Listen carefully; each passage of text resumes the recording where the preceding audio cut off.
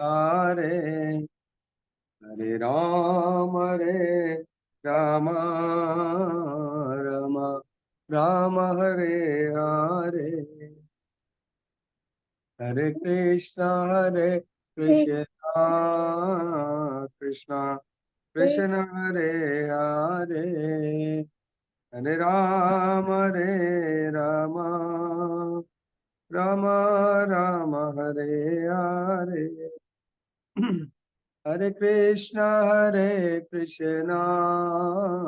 कृष्ण कृष्ण हरे हरे हरे राम राम राम राम हरे हरे जय राधा रमन राधा रामन राधे जय गौरनिताय गौरनिताय जय गौरनिताय प्रभुपद जय प्रभुपद जय प्रभुपद जय प्रभुपद जय जय गुरुदेव गुरुदेव गुरुदेव गुरुदेव మీ అందరికీ కూడా నేటి భగవద్గీత 18 days కోర్స్ లో క్రమంగా ఈరోజు 6వ అధ్యాయాన్ని మనము చర్చించబోతున్నాము. ఈ యొక్క కార్యక్రమానికి గీతా యజ్ఞానికి మీ అందరికీ కూడా పేరు పేరున స్వాగతం సుస్వాగతం. ఈరోజు మనము భగవద్గీత ధ్యాన యోగ చాప్టర్ 6 మనము చర్చించబోతున్నాము. ఓం అజ్ఞానతిమిరాంధస్య జ్ఞానాంజనశలాకయ చక్షురున్మిలితం యేన తస్మై శ్రీ గురవే నమః. నమో విష్ణుపాదాయ కృష్ణప్రేష్ఠాయ భూతలే శ్రీమతే భక్తి స్వరూప దామోదర స్వామినిధి నామినే. నమో విష్ణుపాదాయ కృష్ణప్రేష్ఠాయ భూతలే శ్రీమతే భక్తి వేదాంత స్వామినితి నామినే.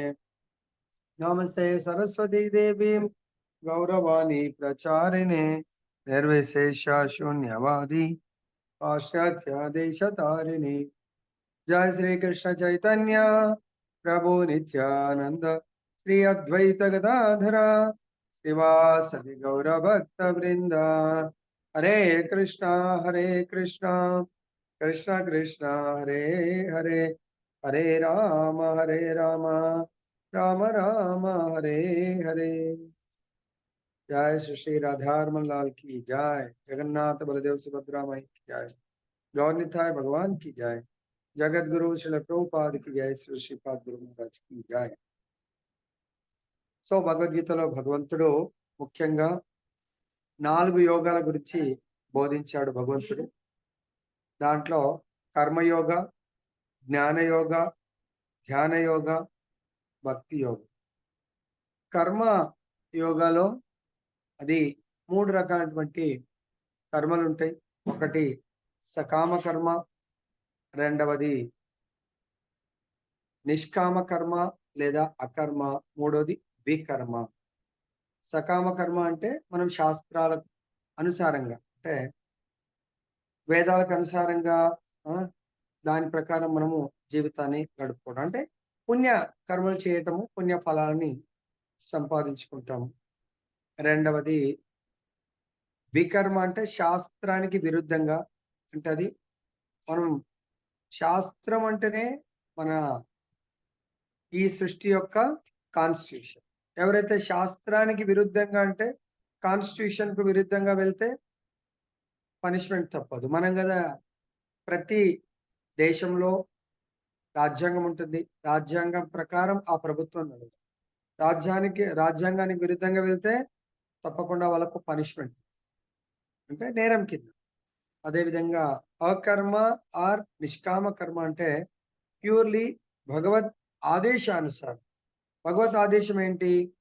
ఈ భౌతిక ప్రపంచాన్ని భగవంతుడు ఎవరైతే భోగ ప్రవృత్తి అంటే ఎవరికైతే భౌతిక భోగాలను సుఖాలను అనుభవించాలనుకుంటున్నారో ఆ సుఖాల కొరకు, భోగాల కొరకు ఈ ప్రపంచాన్ని క్రియేట్ చేయడం జరిగింది. అది ఈ ప్రపంచము తాత్కాలికము, సుఖాలు తాత్కాలికము. ఈ సుఖాలను అనుభవించబోతున్నటువంటి ఈ భౌతిక దేహము తాత్కాలికం. కాబట్టి భగవంతుడు శాశ్వతమైనటువంటి లోకము, శాశ్వత సుఖము, శాశ్వత దేహము, శాశ్వత ఆనందాన్ని ఇవ్వడానికి కొరకు భగవంతుడు స్పెషల్ ఇన్స్ట్రక్షన్స్ అంటే ఆదేశాలను మనకు బోధించారు. దాన్నే భగవద్గీత అంటారు. భగవద్గీతలో ముఖ్యంగా మనకు భగవంతుడు 4 విషయాల గురించి మొత్తం చర్చ జరుగుతుంది. అంటే విషయాలు 5.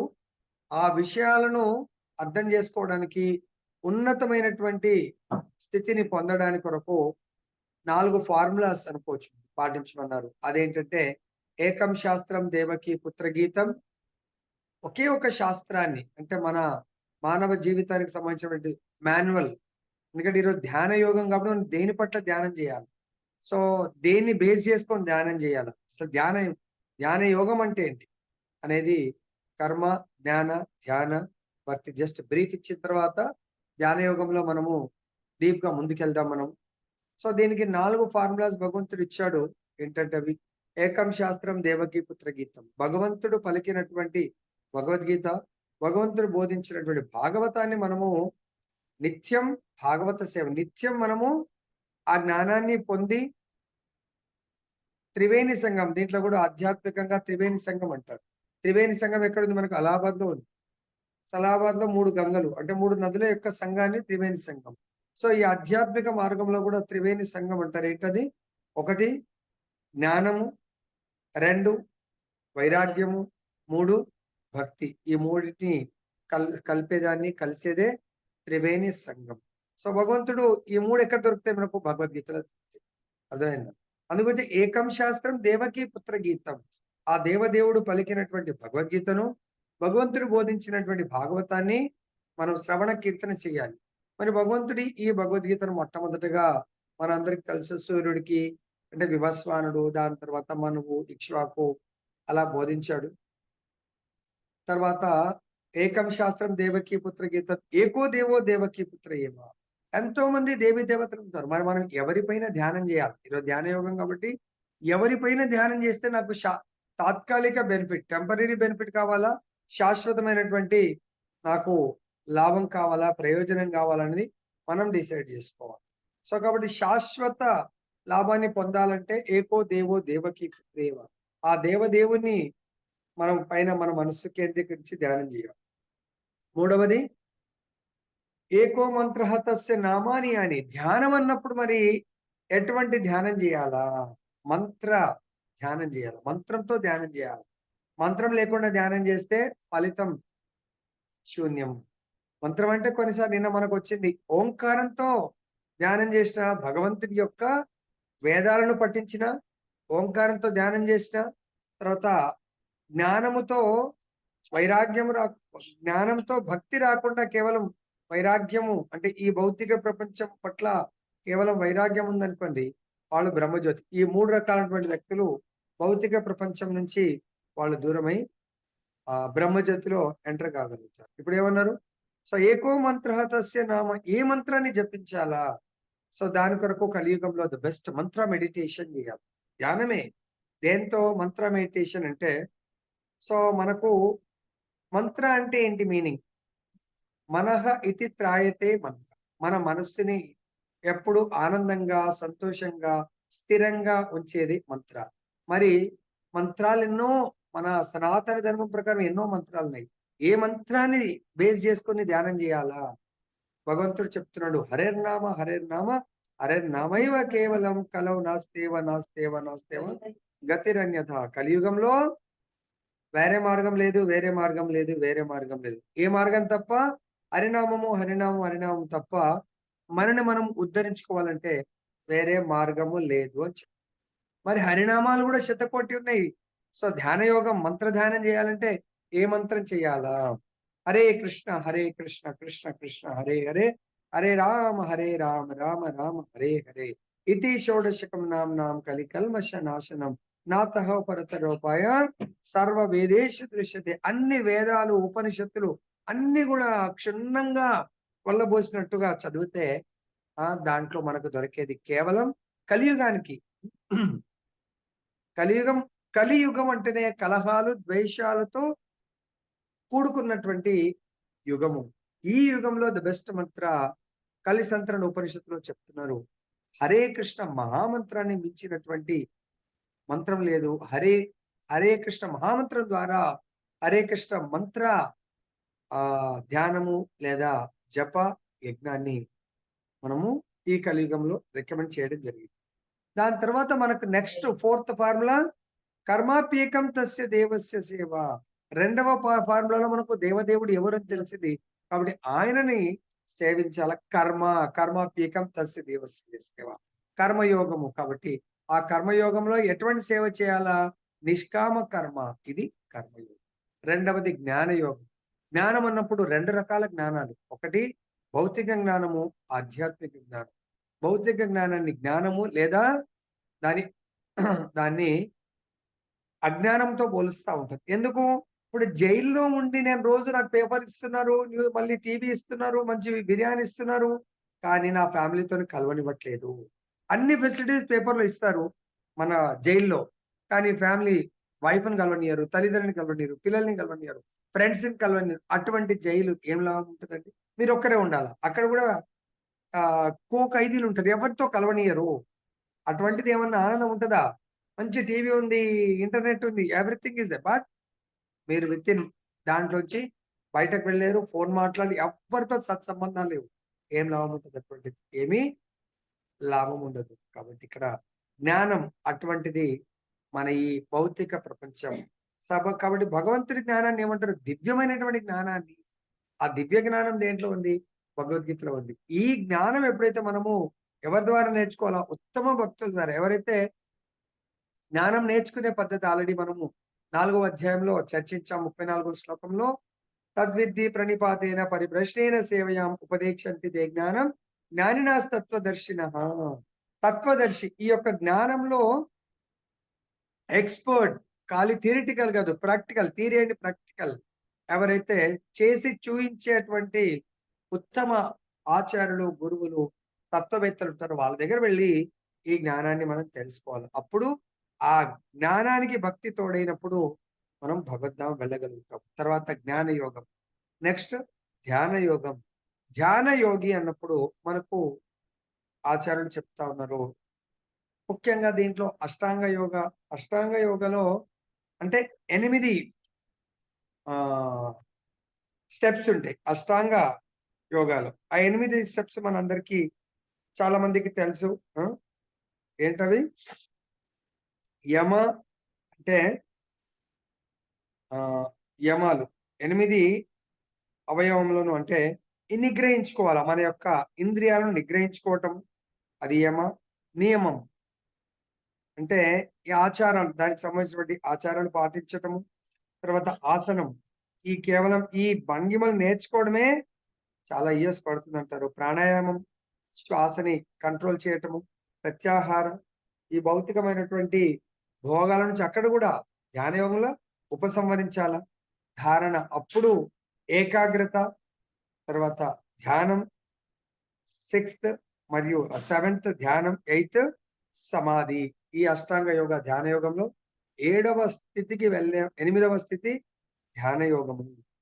సో దీంట్లో కూడా ఇది ఎలా చేయాలని మళ్ళీ మనం చాప్టర్లో చూద్దాము. తర్వాత భక్తి యోగం.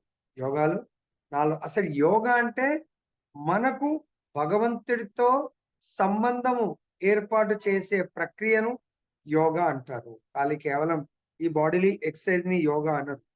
అర్థమైందా? మనకు భగవంతుడితో సంబంధం కర్మయోగం ద్వారా ఏర్పాటు చేసుకోవచ్చు, జ్ఞానయోగం ద్వారా ఏర్పాటు చేసుకోవచ్చు, ధ్యాన యోగం ద్వారా. తర్వాత లాస్ట్ ఫైనల్ గా భక్తి యోగం. అది మనము రేపటి నుంచి ఈ 6th చాప్టర్ వరకు కర్మ ధ్యాన అయిపోతుంది. రేపటి నుంచి మళ్ళీ భక్తి యోగ 7వ అధ్యాయం నుంచి 12వ అధ్యాయం, ఈ middle portion of the Bhagavad Gita మనకు భక్తి యోగాన్ని బోధించడం జరిగింది. ఇప్పుడు దీంట్లో మనం సిస్టమేటిక్ గా మనం నేర్చుకుందాం ఈ అధ్యాయం. సో ఈ దీంట్లో మనం నెక్స్ట్ స్లైడ్ మాత్రం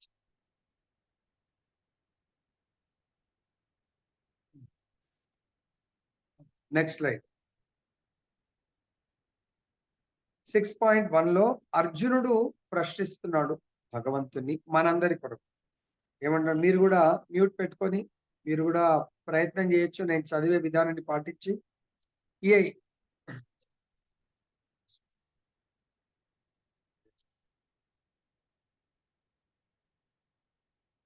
6వ అధ్యాయము భగవద్గీత యథాతథము 6వ అధ్యాయము ధ్యాన యోగము మొదటి శ్లోకము.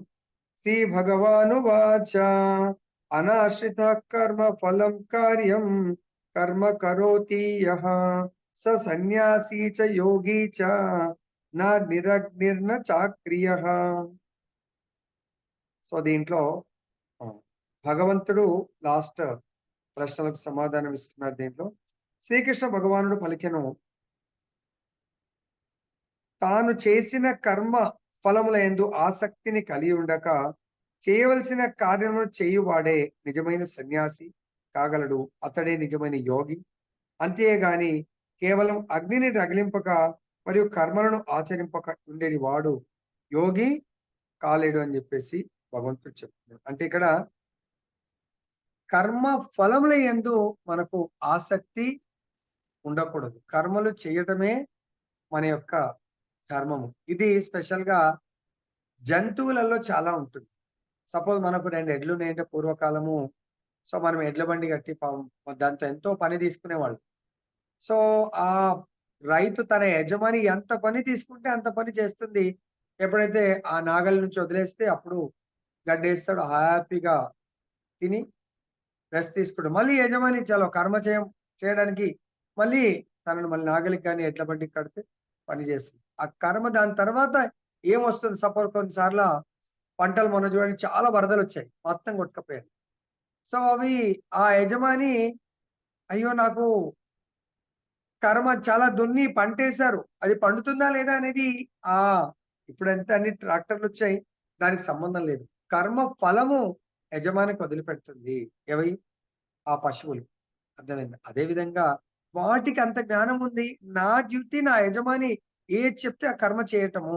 కర్మ ఫలం యజమాని లుక్ ఆఫ్టర్. మనం కూడా యాజ్ ఎ హ్యూమన్ బీయింగ్స్ మనకు భగవంతుడు చెప్పినటువంటి కర్మని చేయటమే మన ధర్మ. కర్మ ఫలాన్ని మనము ఎక్స్పెక్ట్ చేయకూడదు. సో నిజమైన చేయవలసిన కర్మ చేయవాడే నిజమైన సన్యాసి. అటువంటి కర్మ ఫలాలను ఆశించకుండా కర్మ చేసేవాడు నిజమైనటువంటి సన్యాసి అని భగవంతుడు చెప్తున్నారు.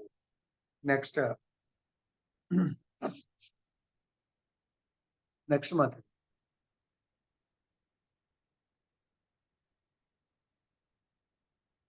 సో ఆ స్లైడ్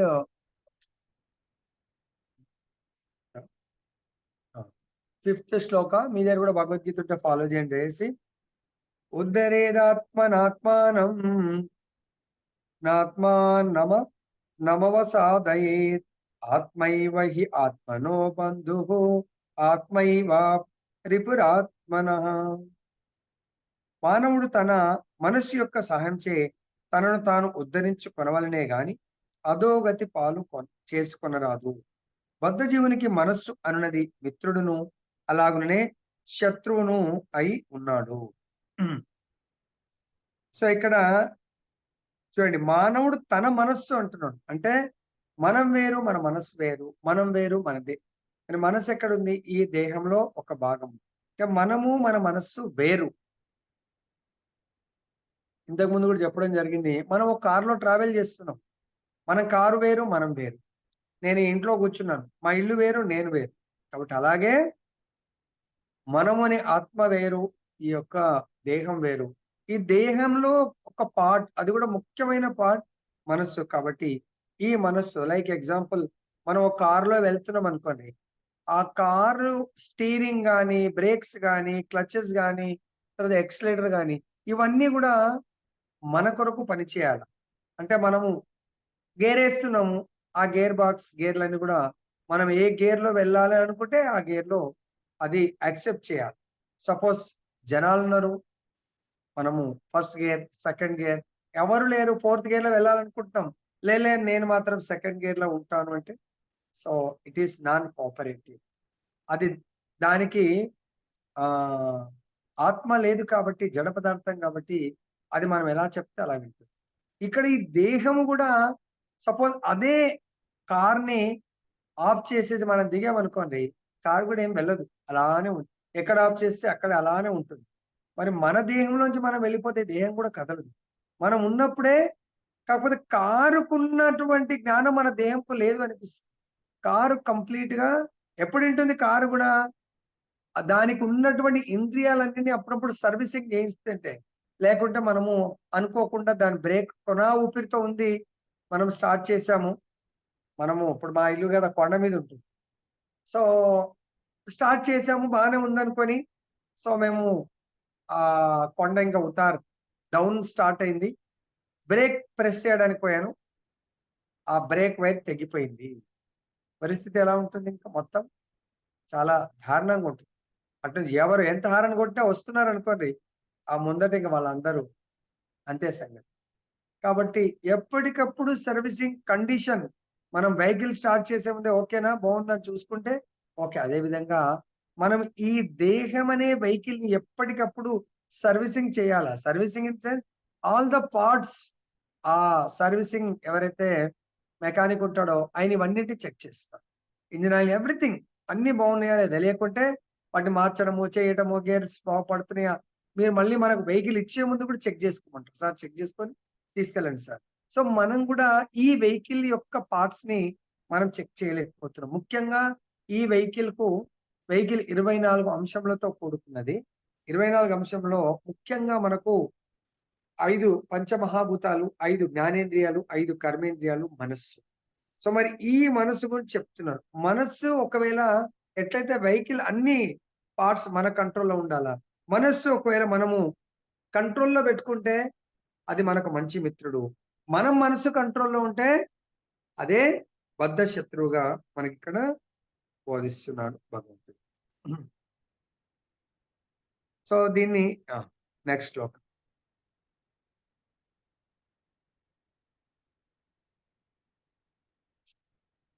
సో, ఇక్కడ దీంట్లోనే చెప్తున్నారు ఈ శ్లోకంలో.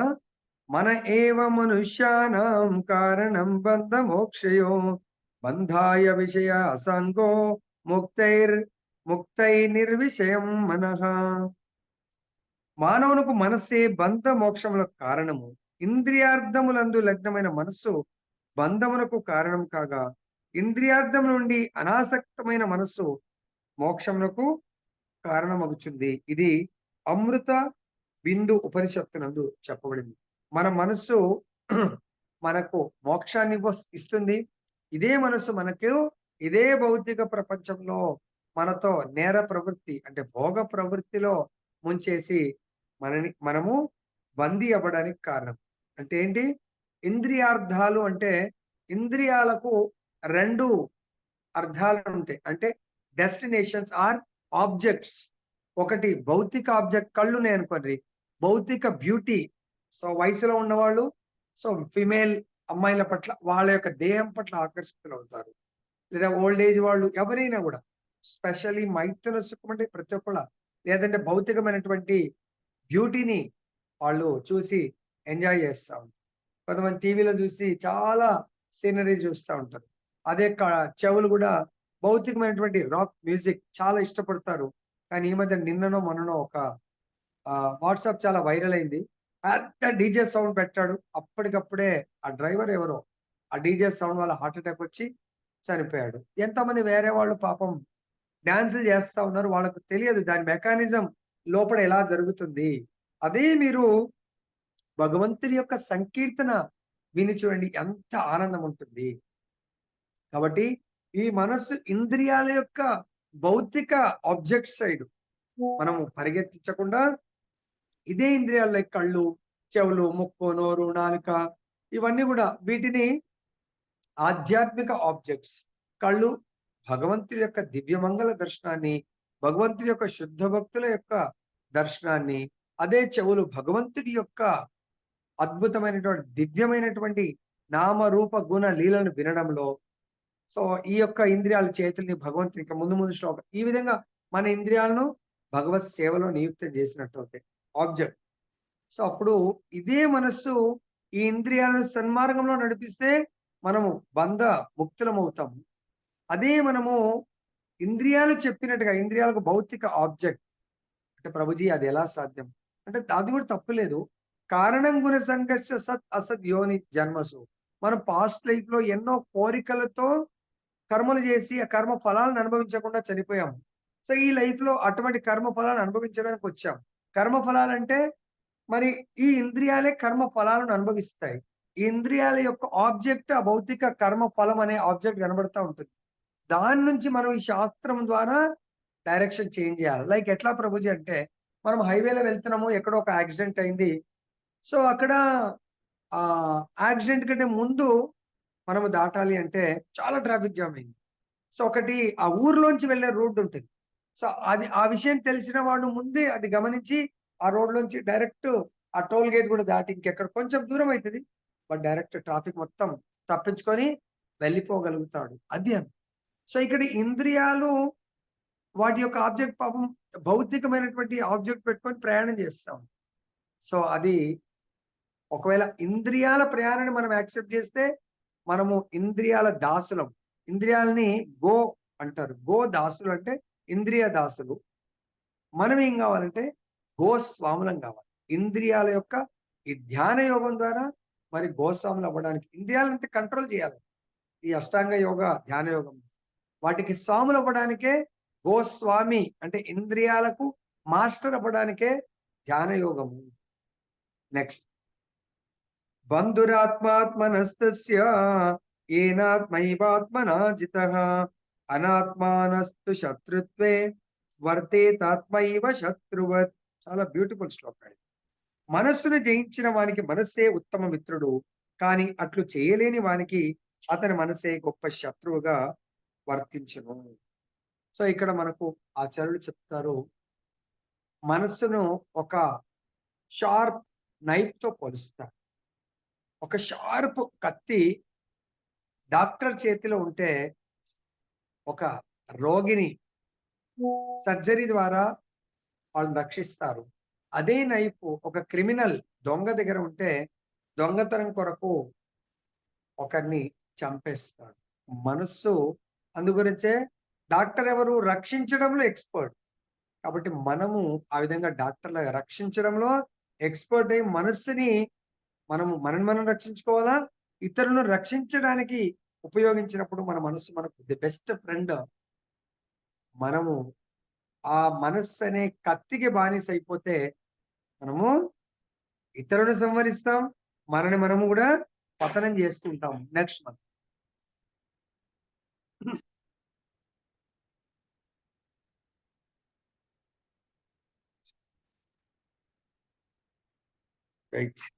జ్ఞాన విజ్ఞాన తృప్తాత్మా కూటస్థో విజితేంద్రియా యుక్త ఇత్యుచ్యతే యోగి సమలోష్ట్రాశ్మ కాంచన.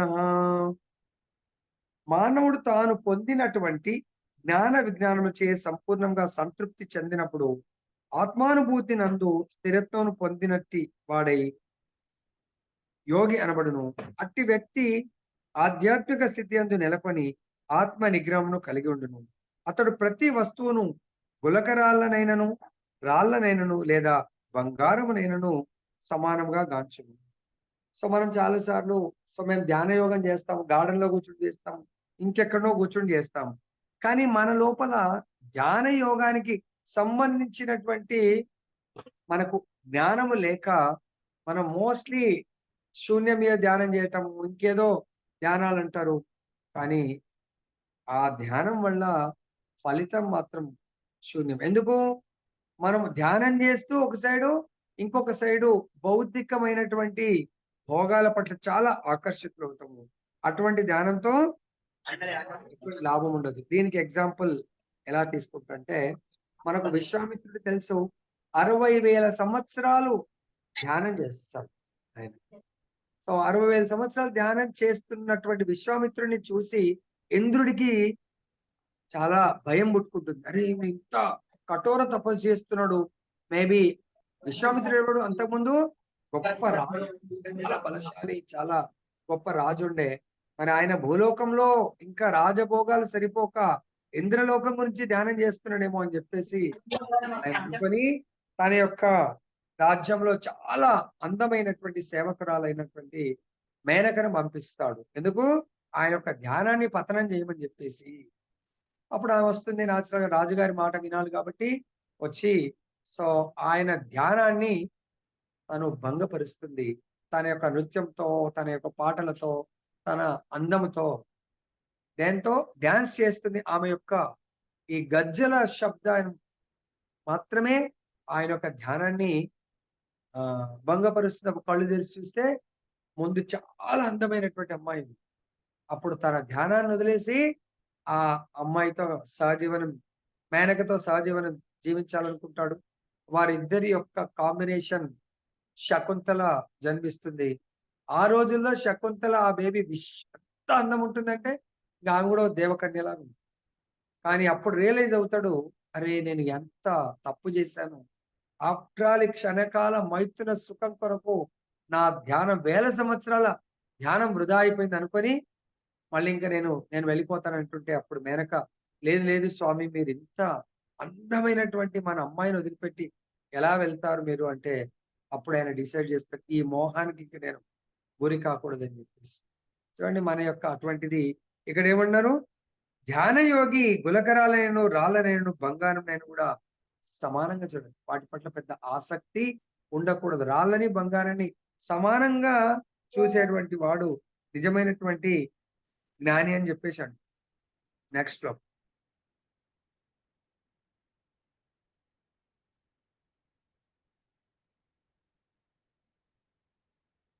సో ఆ స్థితికి రావాలంటే మనకు భగవంతుడు చెప్తున్నాడు ఇక్కడ. మరి రాళ్లను, గులకరాళ్లను, బంగారాన్ని సేమ్ గా చూడాలంటే అత శ్రీకృష్ణ నామాది న భవేత్ గ్రాహ్యమింద్రియై సేవోన్ముఖే హి జిహ్వాదౌ స్వయమేవ స్ఫురత్యదః. భౌతికముగా కలుషితమైన ఇంద్రియముల ద్వారా ఎవ్వరును శ్రీకృష్ణుని నామము, రూపము, గుణము, లీలల దివ్య స్వభావమును గ్రహింపజాలరు. భౌతిక చిత్తంతో, భౌతికమైనటువంటి చైతన్యంతో మనం యాజ్ ఇట్ ఈస్ గా భగవంతుడి తత్వాన్ని, భగవంతుడి యొక్క నామరూప గుణ లీలల యొక్క గొప్పతనాన్ని గ్రహించలేము అంటున్నారు. కేవలం అది దేని ద్వారా గ్రహించగలుగుతాము? దివ్యమైనటువంటి భక్తియుక్త సేవ ద్వారా. భక్తి అంటే భగవంతుడు ఇక్కడ. భగవంతుడి యొక్క భక్తియుక్త సేవ ద్వారా మాత్రమే దాన్ని మనము సాధించగలుగుతామని భక్తి రసామృత సింధువులో చెప్తున్నారు. నెక్స్ట్ శ్లోకం అది. నెక్స్ట్ లైన్ 11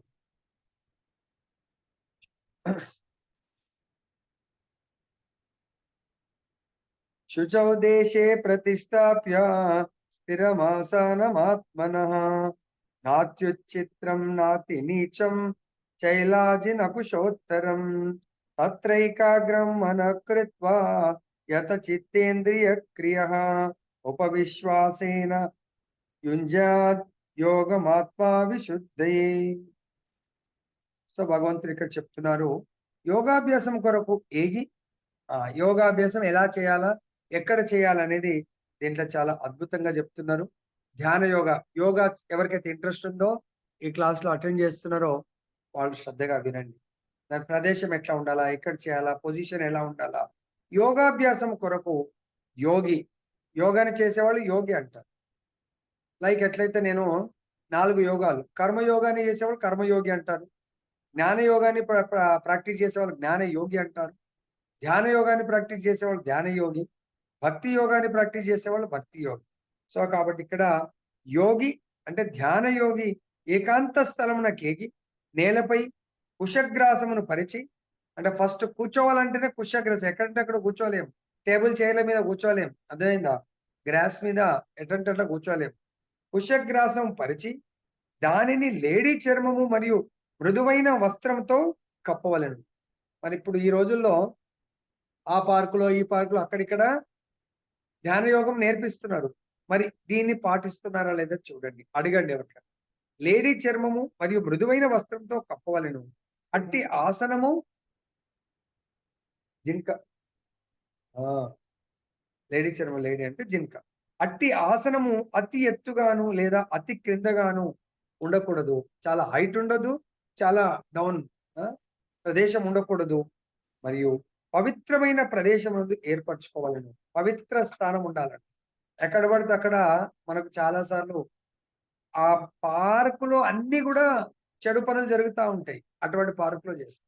లేదంటే మన ఇంట్లో చేస్తా ఉంటాం. ఇంట్లో అంతా డిస్టర్బెన్స్ ఉంటుంది. అక్కడ చేస్తా ఉంటాం. పవిత్ర ప్రదేశం ఏర్పరచుకోవాలను. పిదప యోగి దానిపై స్థిరంగా కూర్చుండి తన మనస్సును, ఇంద్రియములను మరియు ఇతర కార్యకలాపములను నియంత్రిస్తూ 10 నిమిషాలు ధ్యాన యోగం చేస్తా మళ్ళీ నా పనులకు నేను వెళ్ళిపోతున్నా అంటాం. ధ్యాన యోగం చేయాలంటే ఇతర కార్యకలాపాలన్నీ కూడా పక్కన పెట్టాల. దాని తర్వాత లక్ష్యము, ఒకే లక్ష్యము నందు మనస్సును ఏకాగ్రపరిచి హృదయము శుద్ధి కొరకు యోగము అభ్యసించాలి. దీంట్లో ఇంకా పవిత్ర స్థానం వీటి గురించి చెప్తున్నారు. స్పెషల్‌గా శుచౌ దేశే అంటే ఇక్కడ మనకేం చెప్తున్నాడు, తీర్థ స్థలములందు ఫస్ట్ 2 పదాలు. శుచౌ దేశ అంటే తీర్థ స్థలాలందు మాత్రమే పూర్వకాలము యోగులందరూ ఇప్పుడు కూడా అంతే.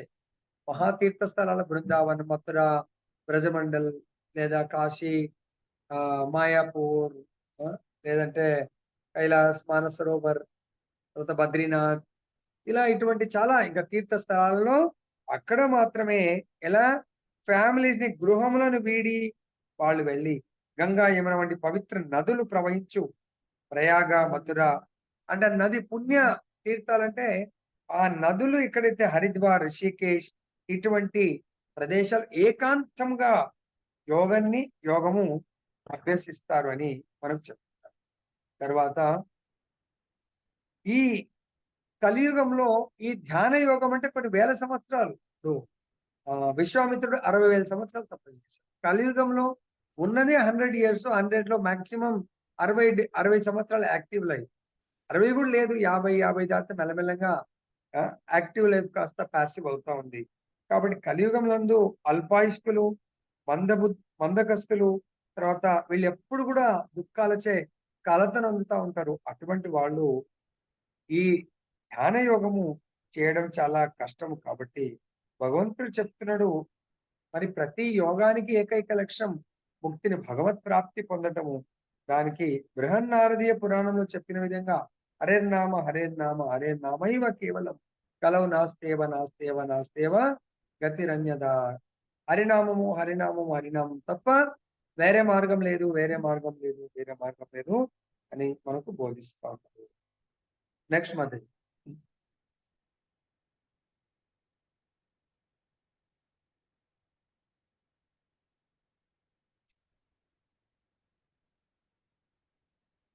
హరే కృష్ణ.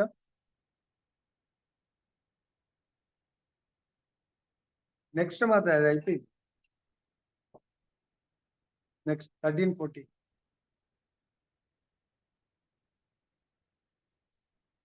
సమం కాయ శిరోగ్రీవం ధారయన్నచలం స్థిరః సంప్రేక్ష నాసికాగ్రం స్వం దిశచానవలోకయన్ ప్రశాంతాత్మా వికదభిః బ్రహ్మచారీ వ్రతే స్థితః మన సంయమ్య మచ్చిత్తో యుక్త ఆసీత మత్పరః. సో ఇక్కడ పొజిషన్ గురించి చెప్తున్నారు. ఇందాక ఎలా కూర్చోవాలా, ఇక్కడ ధ్యాన యోగం చేయాలా, ఇక్కడ చెప్తున్నారు శరీరమును, మెడను, శిరమును చక్కగా సమంగా రుజురేఖలో నిలిపి దృష్టిని నాసికాగ్రంపై కేంద్రీకరింపవలను. ఆ విధంగా కలత నొందనటువంటి నియమిత మనస్సుతో భయమును వీడి బ్రహ్మచర్యను పాటించి యోగి అయిన వాడు నన్నే హృదయం నందు ధ్యానించుచు నన్నే జీవిత పరమ లక్ష్యంగా చేసుకునవలను. భగవంతుడు భక్తి యోగాలు చెప్తున్నాడు. భగవంతుడే జీవిత లక్ష్యంగా మనం చేస్తాం. భగవంతుడు కాకుండా మీరు ఇంకా యోగా అనగానే ఏదో సిద్ధులు సాధించడానికి కొరకు జనరల్ గా యోగా చేస్తూ ఉంటారు. చాలా మంది చాలా సంవత్సరాలు కనబడకుండా వెళ్ళిపోయి తర్వాత వచ్చి అరే నా దగ్గర నీళ్ళ మీద నడిచే సిద్ధి సంపాదించాను, నిప్పులో నడిచే సిద్ధి సంపాదించాను, గాలిలో ఎగిరే సిద్ధి సంపాదించాను, ఇంకెన్నో రకాలుగా ఇటువంటి సిద్ధులు సంపాదిస్తారు. కానీ ఈ సిద్ధుల్ని సంపాదించడానికి కొరకు నిజంగా ఈ యోగా చెప్పబడలేదు. స్పెషల్ గా దీంట్లో మనము ఉత్తమ స్థితికి ఎదగాలంటే మనకు చెప్తున్నారు కర్మణ మనసా వాచా సర్వావస్థాసు సర్వదా సర్వత్ర మైథున త్యాగో బ్రహ్మచర్యం ప్రచక్షతే. ఇది భగవంతుడు చెప్తున్నాడు. అన్ని కాలములలో, అన్ని పరిస్థితులలో, అన్ని ప్రదేశములలో మనసా వాచ కర్మణ మైథున భోగమును త్యజించుట కొరకే బ్రహ్మచర్య వ్రతం ఉద్దేశింపబడింది. బ్రహ్మచర్యం అంటే అందరూ దీన్ని మాత్రం వదలటం చాలా కష్టం. సో ప్రభుపాదుల వారు అమెరికా వెళ్ళినప్పుడు కూడా 4 నియమాలు ఉన్నప్పుడు వాళ్ళు ఈ ఓకే చాంటింగ్ అంటే ఓకే అనుకుంటారు కానీ ఈ నియమాల్ని పాటించడము, వాళ్ళు ఫ్రీ మైత్ర సుఖం అంటే అమ్మాయిలతో చాలా విచ్చలవిడిగా తిరగడం అలవాటు. సో ప్రభుపాద్ కొన్ని రిలాక్సేషన్ చెయ్యండి. సో అసలైంది ఇదే. పవిత్రత లోపించినప్పుడు మనము ఎంత ధ్యానం, ఎంత సాధన చేసినా లాభం లేదు. కాబట్టి బ్రహ్మచర్య వ్రతం అంటే దీంట్లో కూడా సైంటిఫిక్ గా కూడా చెప్తున్నారు. ఎవరైతే లాంగ్ లైఫ్ జీవించాలనుకుంటారో వాళ్ళు మైథున సుఖాన్ని శాస్త్రంలో చెప్తున్నారు. ఎంత కంట్రోల్ చేస్తే అంత లాంగ్ లైఫ్ జీవిస్తారు. అందుగురించి యోగులు స్పెషల్ గా మీరు వీళ్ళందరూ కుంభమేళా అప్పుడు చాలా మంది సాధువులు, నాగబాబాస్ వీళ్ళందరూ వస్తారు. ఎక్కడెక్కడ గుహల్లో, ఫారెస్ట్‌లలో, జంగల్‌లో ఉండేటోళ్ళు వస్తారు. వాళ్ళందరూ కూడా మైథున సుఖాన్ని కంప్లీట్ గా ఇంద్రియాలను కంట్రోల్ చేస్తారు. కాబట్టి వాళ్ళు హండ్రెడ్స్ ఆఫ్ ఇయర్స్ వాళ్ళు జీవిస్తారు అని మనకు ఆచార్యులు చెప్తారు. నెక్స్ట్ మంత్ 16 నాత్యశ్నతస్తు యోగోస్తి నైకాంతమనశ్నతః నాతి స్వప్నశీలస్య జాగ్రత్తో నైవ చార్జున. ఓ అర్జున, ఇంకా నెక్స్ట్ అతను చేయవలసింది పోస్టర్ అయిపోయింది కూర్చుండేది ప్రదేశంలో. ఇప్పుడు పాటించవలసినటువంటి నియమాలు. ఎవరు యోగి కాగలుగుతాడు, ఎవరు యోగి కాలేరు. అంటే ఎటువంటి గుణాలు ఆ లక్షణాలు, ఎటువంటి నియమాలను, ఎటువంటి జీవన విధానము ఉన్నవాళ్ళు యోగి కాగలుగుతారు, లేదంటే ఎవరు కాలేరు. అర్జున, అతిగా భుజించువానికి లేదా అతి తక్కువ భుజించువానికి, అతిగా నిద్రించువానికి లేదా తగినంతగా నిద్ర లేని వానికి యోగి అగుటకు అవకాశము లేదు. ఈ 4 ఎక్కువ తినేవాడికి, తర్వాత తక్కువ తినేవాడికి, ఎక్కువ నిద్రించేవాడికి, తర్వాత అసలే నిద్ర లేని వాడికి కూడా యోగి కాలేడని చెప్పేసి భగవంతుడు మనకి ఇక్కడ చెప్తున్నారు. నెక్స్ట్ దీంట్లోనే చెప్తున్నారు, ఇదే గుర్తుపెట్టుకోండి మీరు. 6.16 భగవంతుడు స్పెషల్ గా నిద్ర గురించి భాష్యంలో చెప్తున్నారు. మీ దగ్గర బుక్ ఉంటే చూసుకోండి, చాలా ఇంపార్టెంట్ గా పెట్టుకోండి మీరు. రోజులో 6 గంటల కంటే అధికంగా నిద్రించేవాడు తప్పక తమో గుణంచే ప్రభావితుడైనట్టి వాడే.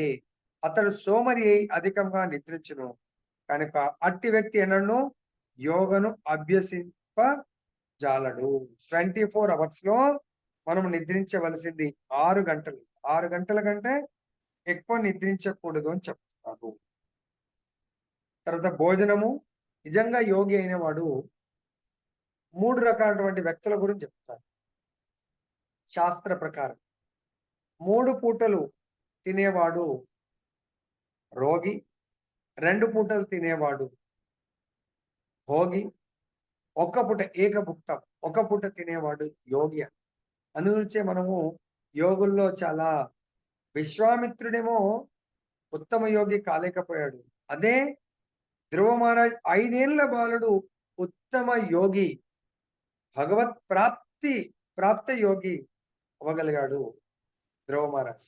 కేవలం 6 నెలలు భగవంతుడి గురించి తపస్సు చేసి, భగవన్ నామంతో తపస్సు చేసి భగవంతుని పొందగలిగాడు ధ్రువ మహారాజ్. ఏ విధంగా? మొదటి నెలలో పండ్లు, ఫలాలు, కందమూలాలు తిని ధ్యానం చేశాడు. 2వ నెలలో అది కూడా ధ్యానం ఎట్లా? గురువు అయినటువంటి నారద మునీంద్రుల వారి దగ్గర మంత్ర దీక్ష పొంది ధ్యానం చేస్తున్నాడు. ఎక్కడ? అది మధువనం, బృందావనంలో ఉన్నటువంటి మధువనంలో. అక్కడ మొదటి నెల పండ్లు, ఫలాలు, కందమూలాలు తినుకుంటూ ధ్యానం చేసి భగవంతుడు ప్రాప్తి కాలేదు. 2వ నెల ఆకులు, అలములు తిని ధ్యానం చేశాడు, భగవంతుడు ప్రత్యక్షం అవ్వలేదు. 3వ నెల ఎండుటాకులు, తర్వాత ఎండిపోయినవి ఇంకా అంటే రాలిపోయినవి ఏవి దొరుకుతాయి నేను టైం వేస్ట్ చేయకుండా. సో ధ్యానం చేశాడు రాలేదు. 4వ నెల కేవలం వాటర్‌తో భగవంతుడు ధ్యానం చేశాడు రాలేదు. 5వ నెల నీటిని కూడా సాక్రిఫైస్ చేశాడు. ఆహ్, నీటితో 5వ నెల, 6వ నెల నీటిని కూడా సాక్రిఫైస్ చేసి గాలితో 5వ నెల గాలితో, 6వ నెల గాలిని కూడా పీల్చడం ఆపేసి ధ్యానం చేశాడు. అప్పుడు సాక్షాత్ వైకుంఠనాథుడు ప్రత్యక్షమై ఆ ధ్రువ మహారాజుకు దివ్యమైనటువంటి ఆశీస్సులు ఇవ్వడం జరిగింది. నెక్స్ట్ శ్లోకం అది. ఓకే. యుక్తాహార విహారస్య యుక్త చేష్టస్య కర్మసు యుక్త స్వప్నావబోధస్య యోగో భవతి దుఃఖః. ఇందాకనేమో యోగి ఎవరు కాలేరు అన్నారు. ఇప్పుడు యోగి ఎవరు కాగలుగుతారు? నియమితములైన ఆహారము, నిద్ర, విశ్రాంతి, కర్మములు గలవాడు యోగాభ్యాసం ద్వారా భౌతిక క్లేశములను శమింపజేసుకోగలడు. సో మనకు భౌతిక క్లేశాలు అంటే జన్మము, మృత్యువు, ముసలితనము ఇవి మనకు భౌతిక క్లేశాలు. ఇవే కాకుండా మనకు ఎన్నో రకాలైనటువంటి భవబంధాలు ఉంటాయి. వాటి పట్ల ఆసక్తి ఉంటుంది. ఈ ఆసక్తులను మనము తొలగించుకోవడానికి కొరకు సో దానికి మనకు ఆటంకాల్లో చెప్తున్నారు. దేహానికి అవసరాలైనటువంటి ఆహారము, నిద్ర, తర్వాత భయమైతునము వీటన్నిటిని కూడా ఈ యోగా పద్ధతి ద్వారా ఆటంకాలను మనము అధిగమించి మనము ఇది ఒకటే కాదు యోగా మనం మళ్ళీ చెప్తున్నారు 9.26 భగవద్గీతలో 9వ అధ్యాయము 26వ శ్లోకంలో మనకు చెప్తున్నారు. పత్రం పుష్పం ఫలం తోయం యో మే భక్త్యా ప్రయచ్చతి తదహం భక్తి ఉపకృతం అశ్నామి ప్రేతాత్మనః. మరి మనం యోగా చేస్తున్నాం ఏం తీసుకోవాలా? భగవంతుడు చెప్తున్నాడు ఎవరైనా నాకు ప్రేమతో కానీ భక్తితో కానీ పత్రము గాని, పుష్పము గాని, ఫలము గాని, జలమును గాని అర్పించినచో నేను అంగీకరించును. అటువంటి భగవత్ ప్రసాదాన్ని మాత్రం ఎవరైతే తీసుకుంటారో వాళ్ళు చాలా సులభంగా యోగి కాగలుగుతారు. దానికి మన ఆచార్యులు చెప్తున్నారు ABCDEF ఫార్ములా పాటించండి నిజమైన యోగి కావడానికి కొరకు. దాన్ని ముందు ముందు ఆ ఫార్ములా ఏంటనేది ముందు చెప్తాను. Next slide. యదా వినియతం చిత్తం ఆత్మన్యేవావతిష్టతే యస్పృహ సర్వకామేభ్యో యుక్త ఇత్యుచ్యతే తదా. యోగాభ్యాసం ద్వారా యోగి తన మనోకర్మలన్నింటినీ నియంత్రించి భౌతికములైన వాంఛలేమియు లేకుండా ఆధ్యాత్మిక స్థితి యందు ప్రతిష్ఠితుడైనప్పుడు యోగమునందు స్థిరుడైనట్లుగా మనకు చెప్పడం జరుగుతుంది. సో మనకి ఇక్కడ చాలా అద్భుతమైన శ్లోకం, ఇంపార్టెంట్ శ్లోకం ఇది. కొంచెం సంయమనం పాటించి మీరు ఉంటే మొత్తం కంప్లీట్ అయ్యే వరకు ఉండండి. చాలా అద్భుతమైన రిజల్ట్ ఉంటుంది. యోగాభ్యాసం ద్వారా మనస్సు యొక్క కర్మలన్నింటినీ నియంత్రించాలా. తర్వాత భౌతికములైన వాంఛలు, కోరికలు ఏవి కూడా లేకుండా వాటిని కూడా మనం అరికట్టాలా. ఎప్పుడవుతుంది అది? ఆధ్యాత్మిక స్థితి యందు ప్రతిష్ఠితుడైనప్పుడు మాత్రమే అది సాధ్యం. మనసుని, ఇంద్రియాల్ని కంట్రోల్ చేసుకోగలుగుతాము. దీనికి మనకు శ్రీమద్ భాగవతము 9వ స్కందము 4వ అధ్యాయము 18, 19, 20 3 శ్లోకాల్లో చెప్తారు భాగవతంలో. సవై మన కృష్ణ పదార విందయో వాచాంసి వైకుంఠ గుణానువర్ణనే కరౌ హరేర్మందిర మార్జనాదీషు శృతిం చకారాచ్యుత సత్కదోదే ముకుందలింగాలయ దర్శనే దృశౌ తద్భృత్య గాత్ర స్పర్శ అంగ సంగమం గ్రాణం చ తత్పాద సరోజ సౌరభే శ్రీమత్తులస్యా రసనాం తదర్పితే పాదౌ హరే కృషేత్ర పదానుసర్పణే శిరో ఋషికేశ పదాభివందనే కామం చ దాస్యేన తు కామ కామ్యయా యతోత్తమ శ్లోక జనాశ్రయారతి. ఈ శ్లోకంలో మనం మన ఇంద్రియాలను కంట్రోల్ చేసుకోవడానికి ఆచార్యులు చెప్తున్నారు 9 నియమాలను పాటించండి. మన ఈ ఇంద్రియాలకు సంబంధించినటువంటి విధి విధానాలను. నంబర్ 1 ఇది ఎవరు పాటించి సక్సెస్ అయ్యారంటే అంబరీష మహారాజు భాగవతంలో చెప్తున్నారు. మన మనస్సుని సదా శ్రీకృష్ణుని పాదముల చెంత నిలపాలి. నంబర్ 1. రెండవది మనము ఏదైతే ఒకవేళ ఈ నాలుకతో మాట్లాడాలి అనుకుంటే ఆ భగవంతుడి యొక్క దివ్య నామరూప గుణ లీలలను మాత్రమే వర్ణించండి, వేరేం మాట్లాడకండి. 3, మన యొక్క ఈ చేతులతో తన హస్తముల ద్వారా ఆ భగవంతుడి మందిరాలను శుభ్రం చేయండి. తర్వాత ఈ కర్ణముల ద్వారా అచ్యుతిని ఆ భగవంతుడి యొక్క నామరూప గుణ లీలలను శ్రవణం చేయండి. 5వది, ఈ కళ్ళతో ఆ భగవంతుడి యొక్క దివ్య మంగళ రూపములను వీక్షించండి. తర్వాత 5, తన దేహముతో భక్తుల యొక్క దేహాలను స్పృశించండి. 6, శ్రీకృష్ణ భగవానునికి అర్పించినటువంటి సువాసన గల పద్మముల యొక్క సువాసనను స్మెల్ చూడండి.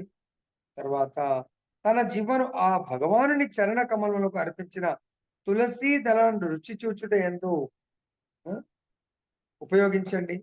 తర్వాత మనకిచ్చినటువంటి భగవంతుడు ఇచ్చినటువంటి పాదములను శ్రీహరి క్షేత్రములకు మరియు మందిరములకు వెళ్ళుట యందు లాస్ట్ గా ఈ శిరమును ఋషికేశునికి ప్రణామములు అర్పించుట యందు వినియోగించవలెను. ఆ విధంగా ఎవరైతే చేస్తారో వాళ్ళు తప్పకుండా శుద్ధ భక్తులు అవుతారు. నెక్స్ట్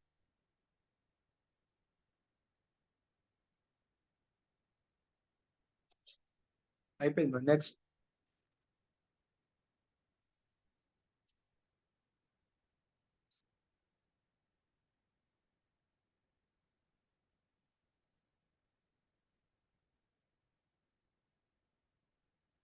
యుంజన్నేవం సదాత్మానం యోగి విగత కల్మషః సుఖేన బ్రహ్మ సంస్పర్శం అత్యంతం సుఖమశ్నుతే. ఆ విధంగా ఇప్పుడు చెప్పిన విధంగా ఇందాక గడిచిన 18వ శ్లోకంలో ఆ 9 ఫార్ములాస్ ఎవరైతే పాటిస్తారో ఆ పాటించడం వల్ల అదే విధంగా ఆత్మ నిగ్రహుడైన యోగి నిరంతరము యోగం అభ్యసించుచు సమస్త భౌతిక కల్మషల నుండి విముక్తుడై భగవానుని దివ్యమైన ప్రేమయుక్త సేవయందు అత్యున్నతమైన సౌఖ్యమును పొందగలడు. భగవంతుడు ఇక్కడ వచ్చిన తర్వాత ఈ విధంగా విధి విధానాలు ఎవరు పాటిస్తారో వాళ్ళు అత్యున్నతమైన సౌఖ్యమైన సుఖాన్ని పొందుతారు అని భగవంతుడు మాటిస్తున్నాడు. నెక్స్ట్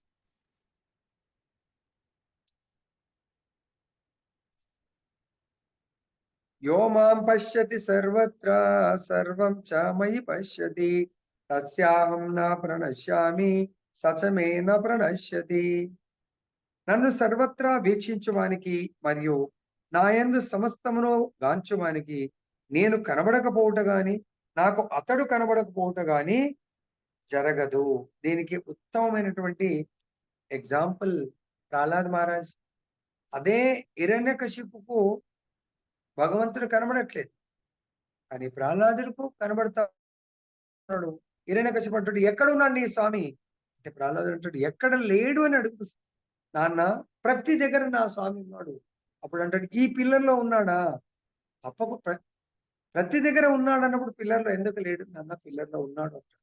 ఇంకేంది, నాకు ఆ నారాయణుడు దొరికాడు కదా అని చెప్పేసి గదతో ఆ పిల్లర్ పైన ఇంకా యుద్ధం, పిల్లర్తో పిల్లర్ని బాధటం ప్రారంభిస్తాడు. అప్పుడు ఆ పిల్లర్ పగిలి భగవంతుడు దాంట్లోంచి ప్రకటమవ్వటము, తర్వాత హిరణ్యకశిపుతో యుద్ధం చేయటము, హిరణ్యకశిపుని సంహరించడం జరిగింది. ఇది మనందరికీ కూడా తెలిసిన విషయమే. తర్వాత ఇంకా భగవంతుని వీక్షించడము. మరి మనం అలా భగవంతుని వీక్షించాలి అంటే చూడండి, ప్రతి ఒక్కరి హృదయంలో పరమాత్మలాగా ఉన్నాడు. దీంట్లో నెక్స్ట్ ఒక కింద బ్రహ్మ సంహితలో చెప్తున్నారు ఎలా భగవంతుని చూడొచ్చు మనము. ప్రేమాంజనచురిత భక్తి విలోచనైనా సంత సదైవ హృదయేషు విలోకయంతే యశామ సుందరమచింత్య గుణస్వరూపం గోవిందమాది పురుషం తమహం భజామి. ఇది బ్రహ్మదేవుడు చెప్తున్నాడు. ప్రేమను అంజనంతో కూడిన కన్నులతో కూడినట్టి భక్తులచే సదా వీక్షింపబడు ఆది దేవుడైన గోవిందుని నేను భజింతును. భక్తుని హృదయంలో అతడు తన నిత్యమైన శ్యామసుందర రూపంతో సదా దర్శింపబడును. సో భగవంతుడు భక్తుల హృదయాల్లో శ్యామసుందరుడిలాగా ఉంటాడు.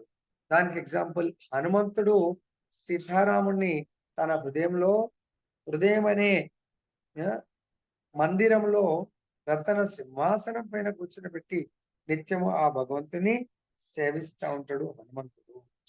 నెక్స్ట్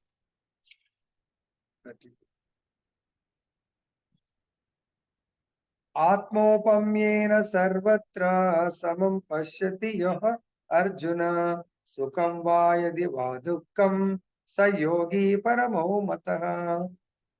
భగవంతుడు చెప్తున్నాడు, ఓ అర్జున, ఎవడు తన ఆత్మతో పోల్చుకొని సమస్త జీవులను వాటి సుఖ దుఃఖములందు సమముగా గాంచునో అతడే ఉత్తమ యోగి అనబడతాడు.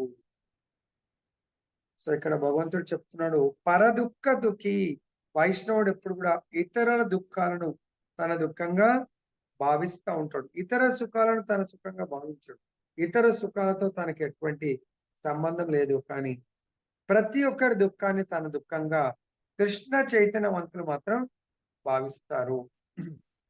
కానీ ఇక్కడ మళ్ళీ ఇంకోటి చెప్తున్నారు, నిజమైన పరోపకారి, ఇతరులకు నిజంగా మేలు చేసేవాడు ఎలా ఉంటాడంటే, కృష్ణ చైతన్యవంతులు కావలసిన అవసరమును అతడు ప్రచారం చేయటం యత్నించుచున్నందున ఎవరైతే ఈ భగవంతుడి యొక్క ప్రచారం చేస్తూ ఉంటారో వాళ్ళు నిజమైనటువంటి పరోపకారి అని మనకు ఆచార్యులు చెప్పడం జరుగుతుంది. మరి ప్రతి ఒక్కరూ ఆ భగవంతుని ఏ విధంగా చూడగలరు అనేది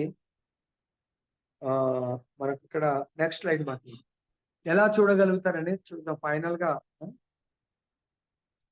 34 వెరీ నైస్. చంచలం హి మన కృష్ణ ప్రమాతి బలవదృఢం తస్యాహం నిగ్రహం మన్యే వాయోరివ సుదుష్కరం. అర్జునుడు చెప్తున్నాడు, ఓ కృష్ణ, మనస్సు చంచలమును కలతనొందించునదిను దృఢమును మిక్కిలి బలవత్తరమును అగుటచే దీనిని నిగ్రహించుట వాయువును నిగ్రహించిన కంటే కష్టతరమని నేను భావిస్తున్నాను. అర్జునుడు అంటున్నాడు, కృష్ణ, మనస్సుని కంట్రోల్ చేయడం అంత సులభమైన పనిగా నాకు అనిపించట్లేదు. ఎందుకంటే గాలినైనా కొంతసేపు ఆలోచిస్తే కంట్రోల్ చేయొచ్చేమో కానీ ఈ మనస్సును కంట్రోల్ చేయడం చాలా కష్టతరం ఉంది అంటున్నాడు. నెక్స్ట్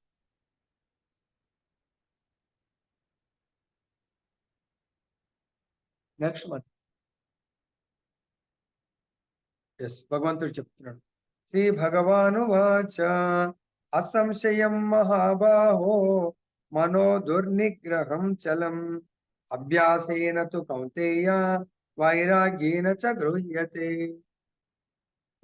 భగవానుడు పలికెను, మహాబాహువులు గల ఓ కుంతిపుత్ర, చంచలమైన మనస్సును నిగ్రహించుట నిస్సందేహంగా మిక్కిలి కష్టమైనను దానిని తగిన అభ్యాసము మరియు వైరాగ్యములచే సాధించవచ్చు. ఓకే, మనస్సుని జయించడం కష్టమే, కానీ ఇంపాసిబుల్ మాత్రం కాదు. దానిని రెగ్యులర్ గా అభ్యాసం చేయాల. దేని పట్ల?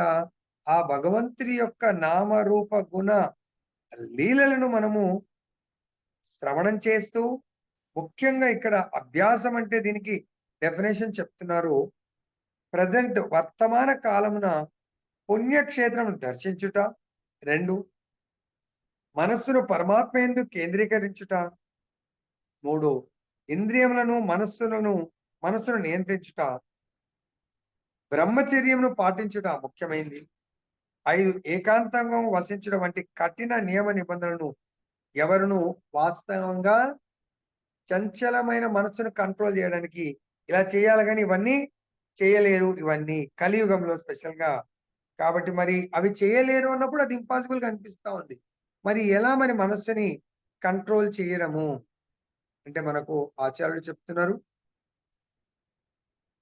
శ్రీకృష్ణుని గురించి శ్రవణం చేయుట ద్వారా మానవుడు అప్రయత్నంగానే శ్రవణ కీర్తనం ద్వారా, ఇప్పుడు మీరు అందరూ కూర్చున్నారు ఇంతమంది, సో ఎక్కడ మన మనసు అటు ఇటు పరిగెత్తకుండా ఏం చెప్తారు నెక్స్ట్ లోక ఏం చెప్తారు చాలా శ్రద్ధతో వింటున్నారు అంటే దాని మీనింగ్ మీ మనసు కంట్రోల్ అయిందా లేదా, మీ దేహం కంట్రోల్ అయిందా లేదా, మీ ఇంద్రియాలు కంట్రోల్ అయినాయా లేవా, ఇదే ప్రూఫ్ అన్నట్టు. నెక్స్ట్ మాత్రం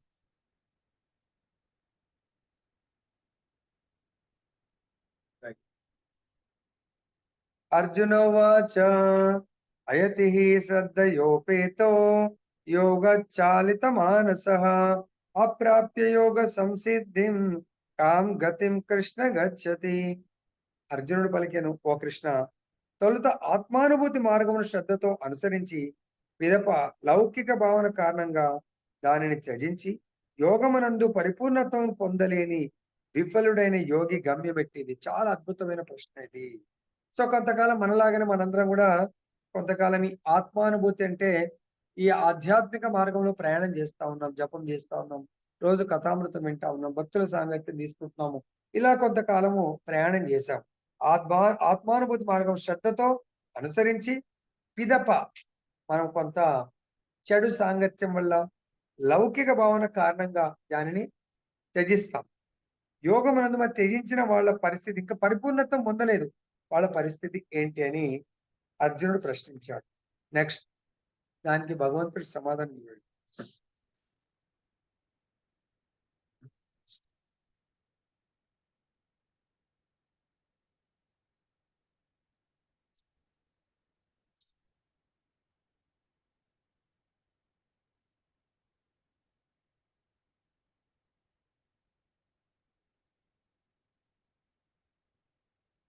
సో దీంట్లో సమయం జస్ట్ ఒక 40వ శ్లోకం దీంట్లో పెట్టలేదు, బట్ చూడండి, ఇది కూడా వినండి. శ్రీ భగవాను వాచ పార్థనైవేవానాముత్ర వినాశస్తస్య విద్యతే నహి కళ్యాణ కృత్ దుర్గతిం తాత గచ్చతి. భగవంతుడు చెప్తున్నాడు,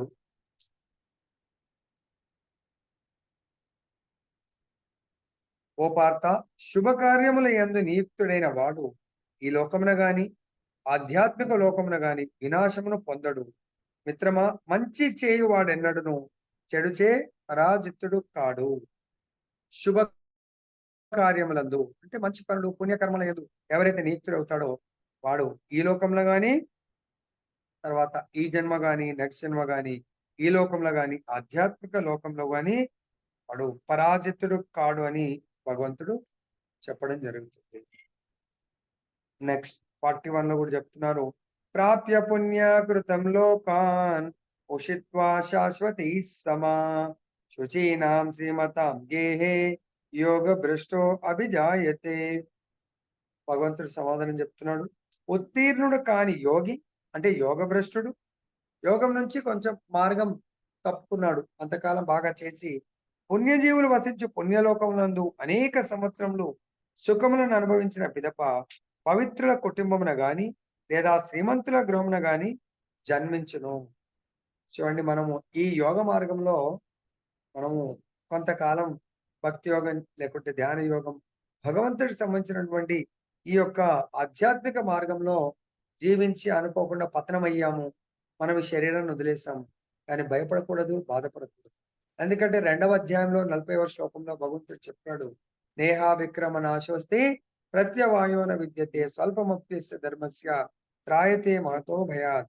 భగవంతుడు, మీరు నా గురించి కొంచెం భక్తి చేసిన దాన్ని మీ కొరకు నేను సేవ్ చేసి పెడతాను, అది మీరు భయంకరమైనటువంటి విపత్తి కలిగినప్పుడు నేను రక్షిస్తాను అంటున్నాడు. కాబట్టి మనం భక్తిలో 100% ముందుకు వెళ్ళకున్నా ఏమీ భయపడకూడదు. పుణ్యజీవులు వసించు లోకం పుణ్యలోకంలో అనేక సంవత్సరములు సుఖములు అనుభవించి పిదప మిత్రులు పవిత్రుల కుటుంబమున గాని శ్రీమంతుల గృహమున గాని జన్మిస్తారు. సో కాబట్టి దీనికి పుణ్యలోకము. ధ్రువ మహారాజ్ ఆయన గొప్ప తపస్సు చేస్తాడు. తర్వాత ఆ శరీరంతో రాజభోగాలను అనుభవిస్తాడు. నెక్స్ట్ లైఫ్ ధ్రువలోకంలో రాజభోగాలంటే స్వర్గలోక సంపత్తి లభ్యమైంది. దాని తర్వాత మళ్ళీ భగవద్లోకం వెళ్ళే అవకాశం ఉంటుంది. నెక్స్ట్ 42 అథవా యోగి నామేవా కులే భవతి ధీమతాం ఏతద్ధి దుర్లభతరం లోకే జన్మ యదీదృశం. దీర్ఘకాల యోగాభ్యాసం పిమ్మట ఉత్తీర్ణుడు కానిచో అట్టి యోగి గొప్ప జ్ఞానవంతులైన యోగుల కుటుంబమున జన్మించును. కానీ ఈ జగత్తులో అట్టి జన్మము నిశ్చయంగా మిక్కిలి అగదు.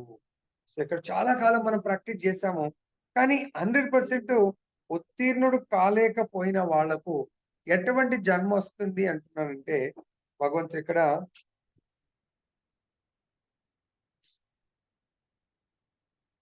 ఆచారులు, గోస్వాములు అంటే ఆధ్యాత్మిక ఆచారులు. ఇప్పుడు మనం గొప్ప గొప్ప ఆచార్యుల పిల్లలు పుట్టుకతోనే అరే వీళ్ళు ఎంత గొప్ప భక్తులు అంటే ఆచార్యుల కుటుంబంలో లేదంటే గోస్వాముల కుటుంబంలో జన్మించి వాళ్ళు కూడా తర్వాత ఆచార్యులు కూడా అయ్యేటువంటి అవకాశం ఉంటుంది. ప్రభుపాద వారు చెప్తున్నారు. దానికి లైవ్ ఎగ్జాంపుల్ భక్తి సిద్ధాంత సరస్వతి ఠాకూర్. ఆయన ప్రభుపాదుల వారి గురువు. మరి ఆ భక్తి సిద్ధాంత సరస్వతి ఠాకూర్ వాళ్ళ నాన్నగారు భక్తి వినోద ఠాకూర్ గొప్ప ఆచార్యులు. అలా ఆచార్యుల యొక్క కుటుంబంలో జన్మించి వాళ్ళు కూడా ఆచార్యులు అయ్యే అవకాశం ఉంటుంది. Next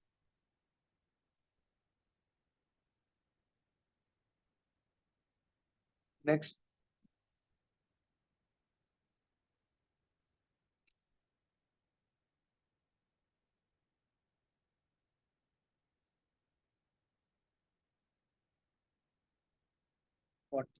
okay. తపస్విభ్యో అధికో యోగి జ్ఞానిభిః అపి మతోధికః కర్మభ్యాసాధికో యోగి తస్మాద్ యోగి భవార్జున. ఓ అర్జున, యోగి తపస్వి కంటెను, జ్ఞాని కంటెను, కామ్యకర్మలు చేయవాని కంటెను అధికుడు. అందుచే అన్ని పరిస్థితుల యందును నీవు యోగివి కమ్ము. ఇందాక నేను మొదటనే చెప్పాను 5 రకాలటువంటి యోగాలు, 4 రకాల యోగులు ఉంటారు. నంబర్ 1 కర్మయోగము, కర్మయోగి. తర్వాత జ్ఞానయోగము, జ్ఞానయోగి. ధ్యానయోగము, ధ్యానయోగి. ఈ భక్తి యోగము, భక్తి యోగి. భక్తి యోగి, ధ్యానయోగి, జ్ఞానయోగి కర్మయోగి కంటే ఉన్నతము. ధ్యానయోగి జ్ఞానయోగి కంటే ఉన్నతము. జ్ఞానయోగి కర్మయోగి కంటే ఉన్నతము. కాబట్టి అట్లీస్ట్ నువ్వు యోగివి కమ్ము అంటున్నాడు. తర్వాత నెక్స్ట్ లాస్ట్ శ్లోకం. యోగినామపి సర్వేషామద్గతేనాంతరాత్మన శ్రద్ధావాన్ భజతే యో మాం సమే యుక్తతమో మతః. ఇంపార్టెంట్ శ్లోకం. యోగి అనేవాడికి ఏ విధంగా ఆ యోగాన్ని ప్రాక్టీస్ చేయాలి? అత్యంత శ్రద్ధతో నా భావన యందే సదా నిలిచి ఉండేవాడును, నన్నే తన యందు సదా స్మరించువాడును, మరియు నాకు దివ్యమైన ప్రేమయుక్త సేవను పునరించువాడును అగు యోగి యోగులందరికంటేను అత్యంత సన్నిహితంగా నాతో యోగమనందు కూడినట్టి వాడై ఉన్నాడు. యోగులందరిలో అతడి అత్యున్నతమైనటువంటి యోగి. ఇది భగవంతుడు చెప్తున్నాడు. ఇది నా యొక్క అభిప్రాయము అని. సో కాబట్టి ఇక్కడ భగవంతుడు చాలా అద్భుతంగా వివరించడం జరిగింది.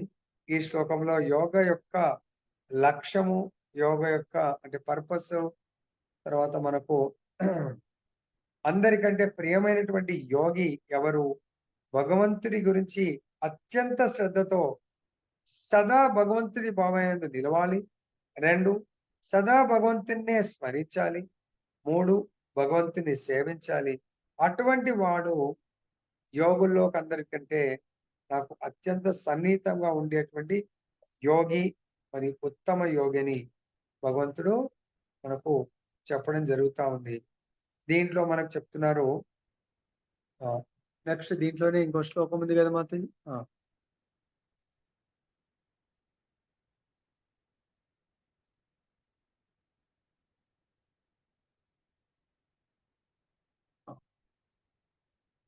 ఓకే. భగవంతుడు ఇక్కడ మనకు చెప్తున్నారు.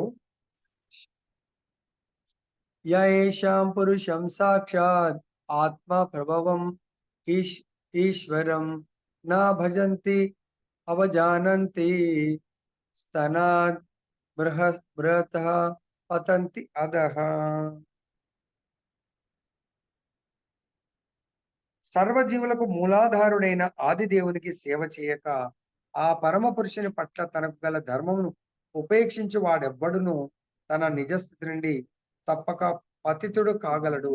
కాబట్టి ఆ భగవంతునికి సర్వజీవులకు, అన్ని జీవులకు మూలాధారుడు భగవంతుడు. కాబట్టి అటువంటి భగవంతుని ఎవరైతే భజించరో సేవ చేయరో వాడు పతితుడవుతాడు.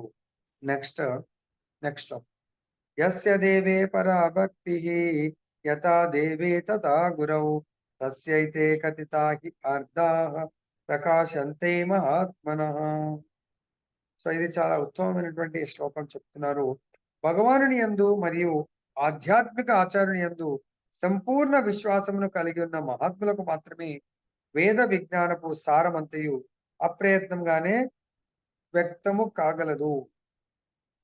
ఇదే విషయాన్ని శ్వేతాశ్వత ఉపనిషత్తులో కూడా చెప్పడం జరుగుతుంది.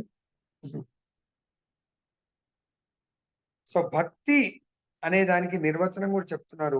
ఈ జన్మం గాని పరజన్మం గాని ఎట్టి భౌతిక లాభాపేక్ష లేని భగవానుని భక్తియుక్త సేవయే భక్తి అంటారు. మనకు ఒకవేళ స్వార్థముతో కూడుకున్నటువంటి భగవత్ సేవను భక్తి అనరు.